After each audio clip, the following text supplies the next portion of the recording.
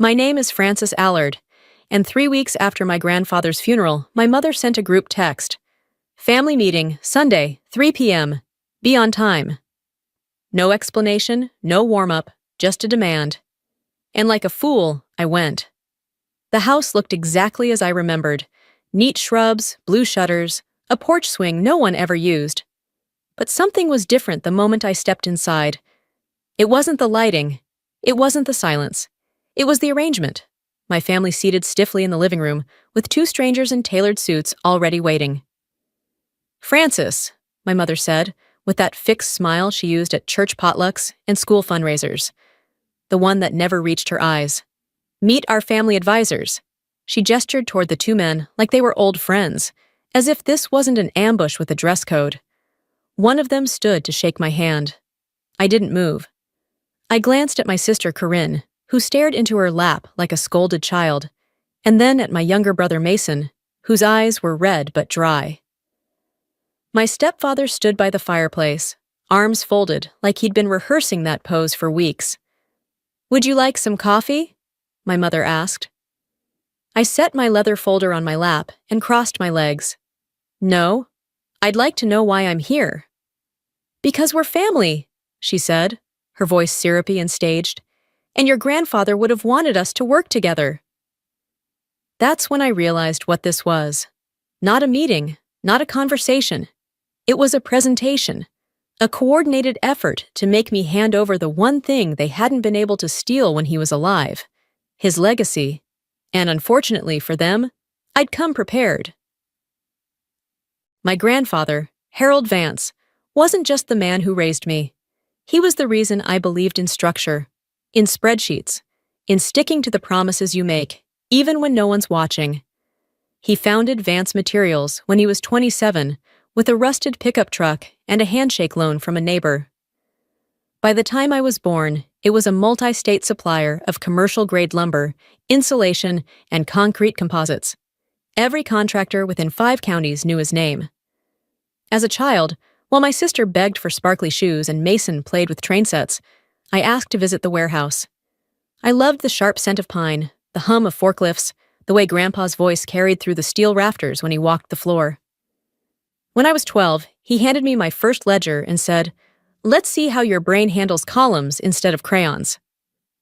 I was hooked. My mother, Denise, never understood it.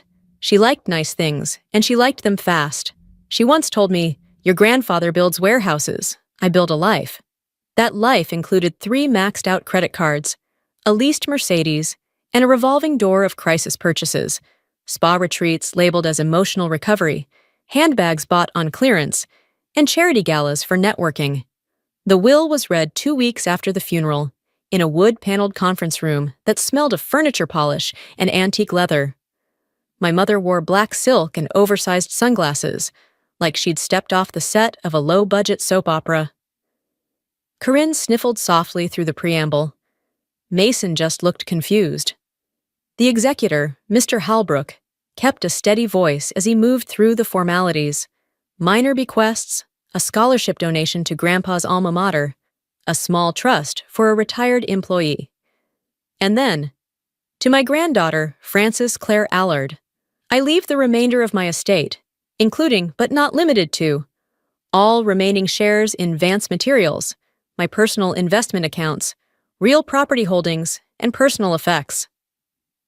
The room froze. I felt it before I heard the reaction.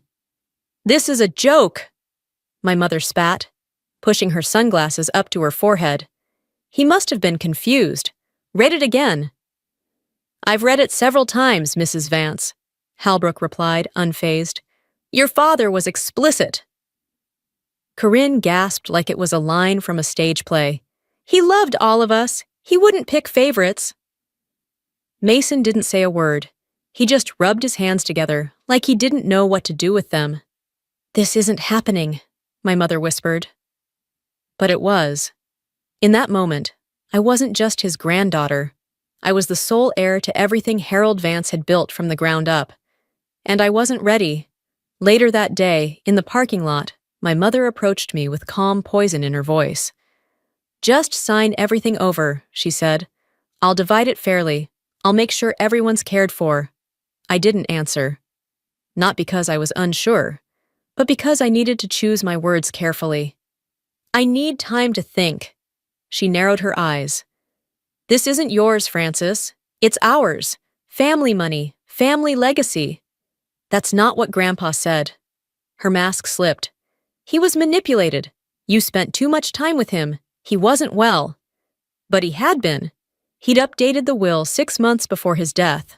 Fully lucid, fully intentional. I remembered the day well. He'd sat me down in his study and said, "They're going to hate this. But I built this for someone who understands what it cost me to make it. That person's not your mother." It wasn't a compliment. It was a burden, a responsibility, and it was now mine. The first message came that night. It was from Corinne. "Please don't let this ruin everything. We're still your family." Then my mother. "You'll understand once you have children of your own. Family comes first." Then Mason, a single-word text at 1:43 a.m. Why? By morning, my voicemail was full. Old friends of my mother. Women I hadn't seen since the neighborhood bake sales in middle school. "Frances, I'm heartbroken. Your mother always spoke so highly of you. This is such a disappointment." Disappointment. That word showed up a lot.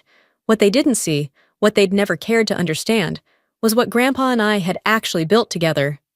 Not just a business relationship, but a bond forged in mutual respect. I didn't inherit it like a lottery. I earned it, one spreadsheet, one late-night phone call, one warehouse visit at a time. But none of that mattered in the court of family opinion. 2 days later, Mason showed up outside my apartment. No call, just his hunched figure on the lobby security cam, hands jammed in his jacket pockets, looking like a kid who'd forgotten his homework. When I opened the door, he didn't step inside. "I'm not here to argue," he said. "Okay." He glanced up, his eyes bloodshot but focused. "Mom's losing it. She's already calling realtors. Says she needs to refinance the house before you freeze the assets." I blinked. "I haven't frozen anything." "She doesn't believe that." "Mason, I just wanted to warn you, she's planning something." Then he left. No hug, no handshake. Just walked back down the hall, like he wasn't sure if he belonged anywhere anymore. I closed the door and stood there, silent. Not sad, not angry, just empty. It was beginning. That night, Liam, my boyfriend, and the only person who hadn't treated me like an ATM with a soul, brought takeout and held my hand while I stared blankly at my rice. "I want you to meet someone," he said gently. "Her name's Angela Dwyer. She's a probate lawyer. Old friend from law school. She's not for a fight, unless you need one. She's for protection." I didn't answer, but I nodded. The next morning, I called Angela. We met in a quiet office above a florist shop. No mahogany desks or intimidating glass walls, just plants, natural light, and someone who listened without interrupting. After hearing everything, she leaned back, fingers steepled. "You're already in the middle of a coordinated pressure campaign," she said. "Classic family guilt tactics, but based on the will and what you've told me, you're on firm legal ground." "I don't want to fight them," I said. "I just want it to stop." "Then we prepare," she said, "just in case. Document every message, every voicemail, every visit, and no signing anything, no matter what they call it." I agreed. It sounded simple. Until the next message arrived. It was a photo, my mother shopping for patio furniture. "Retail therapy through grief," she captioned it. #self-care. That same day, she texted me claiming she couldn't afford her utility bill. And that's when I started printing everything. The formal invitation arrived in the form of a text message from my mother. "Sunday, 3 p.m., house. Let's resolve this. Bring your paperwork." No signature, no emoji, just a time-stamped grenade. Angela didn't like it. "This feels like an ambush," she warned. "It is," I replied. "But I'm not walking in blind." She offered to come. I declined. "I need to face them myself, but I want you waiting nearby." "One text," she said, "and I'll be at the door in 60 seconds. I arrived at exactly 2:59 p.m. The curtains were drawn. The porch smelled faintly of her perfume, which told me she'd been outside earlier, likely rehearsing. She opened the door before I could knock. "Frances," she beamed, hair freshly styled, teeth glinting like a campaign poster. "Right on time." Inside, the living room was arranged like a deposition. Corinne sat on the edge of the couch, spine stiff, hands knotted in her lap, Mason beside her, eyes down. My stepfather hovered near the fireplace like a bouncer. And there they were, two suited men seated in the armchairs usually reserved for family, legal pads, briefcases, wedding bandans on their left hands, smiles too wide. "This is Mr. Hale and Mr. Darnell," my mother said, gesturing grandly. "They've kindly offered to help us untangle this unfortunate misunderstanding." I nodded but didn't offer a handshake. I wasn't here to play polite. Only one chair was open, a high-backed wooden one placed squarely across from them all. Interrogation seating. I sat without a word and laid my leather folder across my lap. "Would you like some coffee?" my mother asked again, still stuck on her desperate illusion of civility. "I'm fine, let's get to it." Mr. Hale cleared his throat. "We're here today because your family is deeply concerned about the strain this has caused. No one wants a prolonged dispute, especially when your grandfather's intention was clearly for the family to stay united." I let the silence stretch. "He wrote a will!" My mother jumped in, her voice honeyed and firm. "And we're not disputing that, sweetheart. But surely you can agree that splitting everything between us would be more harmonious." "Harmony wasn't in the will either." Mr. Darnell opened his briefcase, sliding a stack of documents across the table. "This is a voluntary redistribution agreement. You retain a healthy percentage, 20%. The rest returns to the family, as was always understood." "Understood by whom?" Corinne finally spoke. "Grandpa was sick, Frances. He wasn't thinking clearly. He thought you'd know what to do." "I do know," I said calmly, "which is why I won't be signing that." Mason stirred. "Mom says if we don't sort this now, we might lose the house." "And why is that?" I asked, still calm. "Did someone take out a second mortgage again?" My mother's expression cracked for a split second, before snapping back into place. "Frances, don't do this." Mr. Hale jumped in. "It would be unfortunate if this moved to court. Claims of undue influence could muddy the estate's reputation." There it was. The threat, dressed up in legalese and polished leather. I placed my hand on the folder. "Before I respond, I'd like to clarify one thing." I looked at Craig. "6 months ago, you mentioned to Grandpa's nurse that you'd already put a deposit on a property in Naples. Was that with inheritance money you hadn't yet received?" His mouth opened, then closed. "I have a recording," I continued, "and a paper trail." My mother's smile vanished. I opened the folder and laid out one sheet. A printout from my grandfather's ledger. His handwriting. "Loaned Denise $30,000. She said it was for Mason's college. Heard later it was a crisis cruise." Last time. Then the next. A dated Instagram photo of her sipping champagne aboard a ship. Caption, "Deserved this. #blessed." I looked up at the two advisors. "Still feel like drawing up paperwork today?" They didn't answer, neither did anyone else. My mother stood so suddenly, her chair scraped against the hardwood. "You ungrateful little—" I didn't flinch. I just slid another paper across the table. "May 8th. You told Grandpa Rachel needed emergency dental surgery. He gave you 20 grand. I glanced at Corinne. "You were in Scottsdale that weekend. Spa package, right?" I remember the monogrammed robe. Corinne went pale. Craig cursed under his breath. "Frances, this is low, digging through a dead man's notes to twist his memory against his own family." "He wasn't confused," I said. "He was exhausted, and he kept records because he knew this would happen." I reached for the last item in my folder. A sealed envelope, slightly worn, addressed in my grandfather's looping script, for Frances. If they come for it. I didn't open it. I didn't need to. But the two men in suits were already shifting in their chairs, the confidence draining from their posture. Mr. Hale adjusted his tie. "Miss Allard, we were told this would be a cooperative conversation." "It was never going to be that." And you're not legal counsel, are you? Just pressure brokers. I turned to my mother. You didn't tell them I already retained a real lawyer, did you? She's in a car outside. One word from me, and she's at the door. The two advisors stood up in near unison.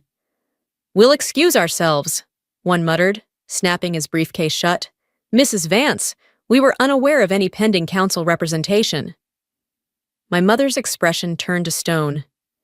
This isn't over, she hissed. Actually, I said, standing, it is. I gathered my documents, slow and deliberate. I'm not signing anything. I won't enable your spending, and I won't let you rewrite the past just because the present no longer suits you.